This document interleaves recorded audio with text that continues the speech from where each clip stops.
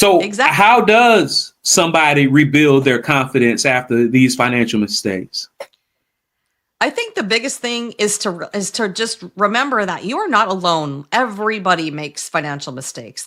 You can read millions of books about, maybe not millions, I don't know how many, lots of books about people who made financial mistakes. I mean, Henry Ford being one of the people who, if you think of like, okay, so you had the Model T Ford, that was the Ford that was the one that made it, right? But how many models were before that? I don't know what number or what number the letter T is in the alphabet, but there's a lot of letters before T. So how many models were there? How many times did he fail, right? And he just kept trying, and then he hit huge success. There's so many stories out there like that. So when you think about a financial mistake that you've made, just remember, like, it's a data point. It's something that happened with data. It's not a character flaw. So when you start to understand the behavior behind why that mistake was happened, and you start to think about how you can change the behavior, then you're going to have confidence from just having clarity in what happened and why.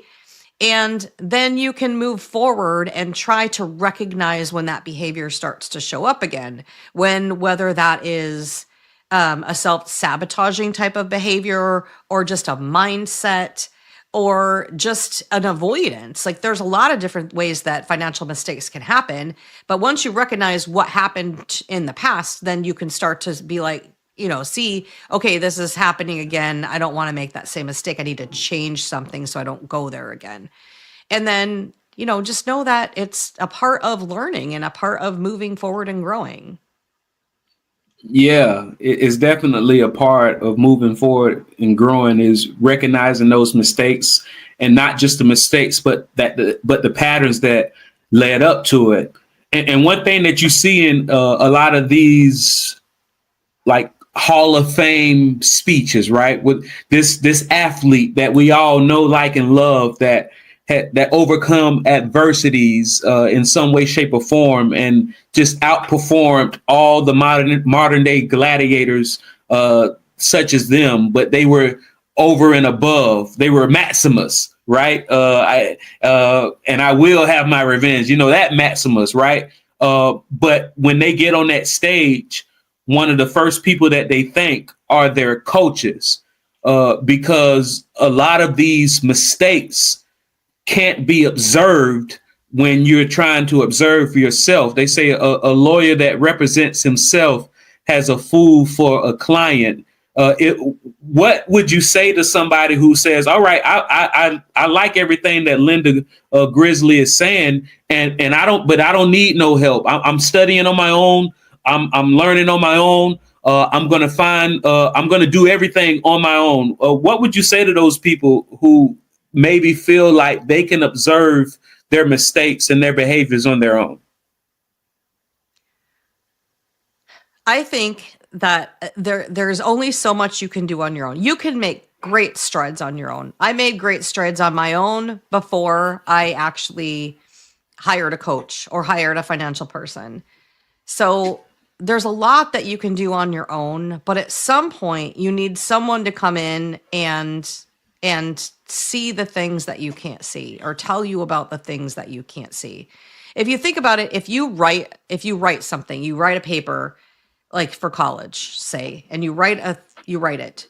When you go back through to proofread it, you're the one who wrote it. So you don't see all the little mistakes because you're reading it in your mind the way that you wrote it, and it makes sense to you, and you skip over small errors because you just don't see them because you're so involved in it. And I think that is the same way we get with our finances and with, like you said, with a lawyer. Like, you can't see something from the outside. So you need another person's perspective. Absolutely. I'm somewhat of a wordsmith, right? And even growing up, my grandfather used to always, like, say words to us and say what's the principal parts of this word and that. That's just something that we've always been a part of. And one of the definitions, and my grandfather, he was one of the people that would buy the the set of encyclopedias and old dictionaries, right? He was that guy, right? So he actually has an old Webster dictionary. It's probably from like the 50s, I don't know, 60s, I don't know. And when you look up the words idiot and imbecile, it says, what it says is an idiot is a person with a mental capacity of 0 to 3 years old.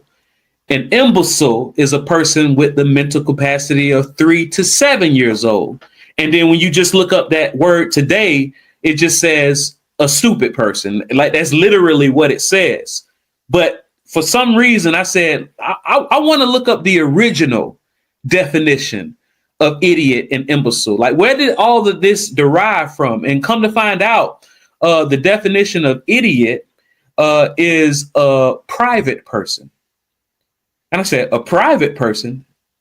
The original definition of idiot was a private person. And what they meant was the opposite of a public citizen. Because back then, and some people might say still today, back then, the people in the government considered all these citizens to be idiots, private persons, right? And it just evolved into stupid people, right? And I said, well, if the definition for idiot, the original definition was a private person, I wonder what the original definition for imbecile was.